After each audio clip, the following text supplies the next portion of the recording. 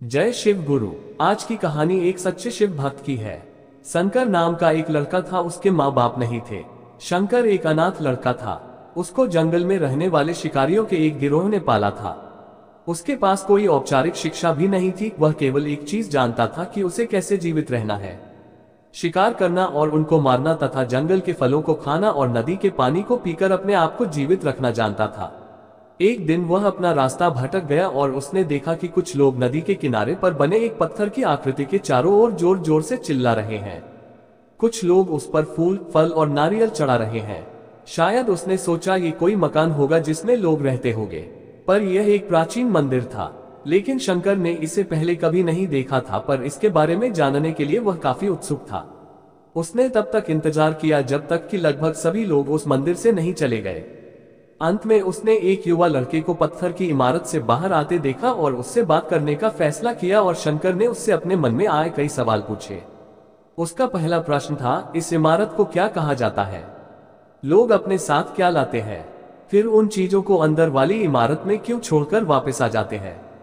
चीजों को अपने साथ लाना और उन्हें अंदर छोड़कर वापस चले जाने पर वह लड़का शंकर की अज्ञानता व मासूमियत पर बहुत ही हैरान था और उसके सवालों से चकित भी था। पर यह वह नहीं जानता था कि वह पास के जंगल में रहता है और शिकार करके ही अपना जीवन यापन करता है।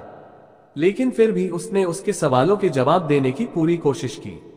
उसने शंकर को बताया, ये भगवान शिव का मंदिर है। लोग यहाँ उन्हें फल और फूल चढ़ाने आते हैं। वे शिव भगवान से जो चाहते हैं वह मांगते हैं और शिव उनकी सभी की प्रार्थनाओं को सुनते हैं। ये सुनकर शंकर तुरंत मंदिर जाना चाहता था। लड़के ने उसे अंदर का रास्ता दिखाया और शिवलिंग के बारे में बताया। शंकर ने मासूमियत से लड़के से पूछा, ये शिवलिंग क्या चीज है और हमें क्या देता है? लड़के ने बताया, हम शिव से जो मांगते हैं वह हमें दे देता है। हम सब ऐसा मानते हैं। लड़के ने कहा, अब अंधेरा हो रहा है, अब मुझे घर जाना होगा। और वह शंकर को वहीं अकेला छोड़कर चला गया। शंकर ने झिझकते हुए मंदिर में फिर से प्रवेश किया। वह एक कोने में बैठ गया और सोचा, एक पत्थर किसी को वह चीज कैसे दे सकता है जो वे चाहते हैं। इसलिए उसने इसका परीक्षण करने का फैसला किया और उसने पत्थर की प्रतिमा से कहा, हे शिव, कृपया मुझे पर्याप्त शिकार करने दे ताकि मैं भूखा न रहूं। मेरे पास आपको चढ़ाने के लिए कोई फल या फूल नहीं है, लेकिन यदि आप मुझे शिकार देते हैं तो मैं उसे आपके साथ साझा करूंगा। मैं वादा करता हूं कि मैं आपको धोखा नहीं दूंगा। उसने घोषणा की। अगली सुबह शंकर शिकार करने गया। उसने पूरे दिन शिकार की तलाश की, लेकिन उसे कोई शिकार नहीं मिला। वह भूख से तिलमिला रहा था। वह काफी निराश हो गया क्योंकि उसे कोई शिकार नहीं मिला था। दोपहर हो चुकी थी। अब उसे लगने लगा कि मंदिर के लड़के ने उससे झूठ बोला था, फिर भी उसने शिकार जारी रखा। जैसे ही शाम हुई, उसने 2 खरगोशों को अपने बिल में से आते देखा। शंकर ने उन खरगोशों को मार डाला। चूंकि उसने शिव भगवान से वादा किया था कि वह अपने शिकार को साझा करेगा, वह मरे हुए खरगोशों में से एक के साथ मंदिर गया। देर हो चुकी थी और मंदिर सुनसान था। शंकर ने मंदिर में प्रवेश किया और जोर से कहा, कृपया आओ और अपना हिस्सा ले लो प्रभु, आपके लिए मैं लाया हूँ। वह वहां बैठ गया और अंधेरा होने तक प्रतीक्षा करने लगा, लेकिन भगवान प्रकट नहीं हुए। शंकर को भूख और नींद आने लगी और उसने खरगोश को मंदिर में छोड़ने का फैसला किया। अगली सुबह जब लोग मंदिर पहुंचे तो उन्हें शिवलिंग के सामने मरा हुआ खरगोश मिला। भक्त बहुत परेशान थे। ये यहाँ कौन लाया है? उसने हमारे मंदिर को अपवित्र करने की हिम्मत कैसे की? उन्होंने खरगोश को बाहर फेंक दिया। अगले दिन शंकर अपनी भूख मिटाने के लिए जंगल में शिकार करने गया, लेकिन इस बार उसकी किस्मत अच्छी नहीं थी और उसे शिकार भी नहीं मिला। उसने सोचा, आज रात को मंदिर जाना चाहिए और शिव से पूछना चाहिए कि उनको खरगोश का भोजन कैसा लगा। शंकर ये पूछने के लिए मंदिर गया। जब वह मंदिर पहुंचा तो उसके आश्चर्य का कोई ठिकाना न रहा। उस रात मंदिर में लोगों की काफी भीड़ थी। शिवरात्रि की रात थी, लेकिन अबोध शिकारी लड़के को इस बारे में कुछ भी नहीं पता था। शंकर ने चारों ओर देखा और उस युवा लड़के को देखा जिसने उसको मंदिर के अंदर शिव से प्रार्थना करने के लिए कहा था।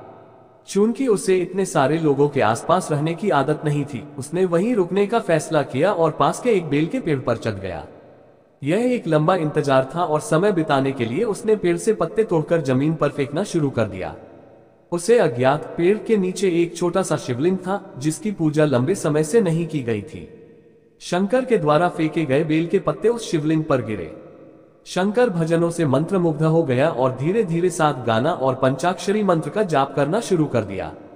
रात भोर में बदल गई और सभी भक्त मंदिर से चले गए। शंकर पेड़ से उतरा और मंदिर में प्रवेश किया। उसने देखा कि शिवलिंग की आंखों पर लाल निशान थे। वे कुमकुम के थे जो लोगों ने लगाए थे, लेकिन शंकर को यकीन था कि शिव को उनकी आंखों में परेशानी हो रही है। उसने शिव की खेदजनक स्थिति के रूप में जो कुछ भी महसूस किया, उसके लिए उसे बहुत दुख हुआ। वह उनकी मदद करना चाहता था। उसने सोचा, शिव यहाँ अकेले रहते हैं और बीमार होने पर उनकी देखभाल करने वाला कोई नहीं है। जब तक भक्त उनसे मिलने नहीं आते, उन्हें भोजन भी नहीं मिलता। शंकर ने एक रात पहले भक्तों को शिवलिंग पर जल चढ़ाते देखा था। प्रभु को ठंड लग रही होगी, शायद वे कांप रहे हैं, उसने सोचा। आखिरकार वे केवल पत्तियों से ही ढके हुए हैं। तो उसने शिव से पूछा, मेरे स्वामी, मैं आपकी क्या मदद कर सकता हूँ? शायद कुछ खाना या दवा। मैं आपकी सेवा कैसे कर सकता हूँ? शिव ने उसे कोई उत्तर नहीं दिया। शंकर ने सोचा, भगवान वास्तव में बहुत बीमार है, क्योंकि वह अब उत्तर देने में भी असमर्थ है। वह तुरंत जंगल में गया, कुछ औषधीय जड़ी बूटियों को लाया और लाल निशान पर उनका लेप लगाया, लेकिन कुछ नहीं हुआ। उसने कहा, लगता है कि ये अंधे हो गए हैं। मुझे प्रभु को अपनी एक आंख देनी चाहिए ताकि वह ठीक हो जाए। ये निश्चित रूप से उन्हें खुश कर देगा। उसका दिल पवित्र था और उसने वहां शिव के हाथ में रखे त्रिशूल को उठाया और त्रिशूल को अपनी दाहिनी आंख की ओर ले गया और अपनी आंख को निकालने का प्रयत्न किया। शंकर अनपढ़ था, उसे मंत्रों या पूजा के उचित तरीकों का कोई ज्ञान नहीं था, लेकिन उसकी भक्ति की कोई सीमा नहीं थी। जैसे ही वह अपनी आंख निकालने वाला था, शिव अपनी पत्नी पार्वती के साथ प्रकट हुए। उन्होंने पार्वती से कहा, इस भक्त शंकर ने अनजाने में शिवरात्रि पर उपवास किया, बेल के पत्तों से मेरी पूजा की और साबित किया कि उनका दिल बेदाग व पवित्र है। मैं अपने इस भक्त पर काफी प्रसन्न हूँ। शिव भगवान ने शंकर से कहा, तुमने मुझे अपनी मासूमियत के कारण जीत लिया है। प्रभु ने मुस्कुराते हुए कहा, लोग मुझसे हर समय झूठे वादे करते रहते हैं और कुछ न कुछ मुझसे मांगते रहते हैं, पर जैसे ही उन्हें मुझसे मांगी चीज मिल जाती है तो वे मुझे भूल जाते हैं। दूसरी ओर तुमने मेरे साथ एक सच्चे इंसान की तरह व्यवहार किया और यह वास्तव में बहुत ही दुर्लभ है। अब से तुम मेरे इस संसार में सबसे बड़े भक्त माने जाओगे और तुम्हारा नाम मेरे साथ सदा जुड़ा रहेगा। तुम कई सदियों तक जीवित रहोगे। इस बात को कहकर भगवान शिव व मां पार्वती अंतर्ध्यान हो गए। तभी से लोग शिव के साथ शंकर भी लगाने लगे। प्रेम से बोलिए हर हर महादेव।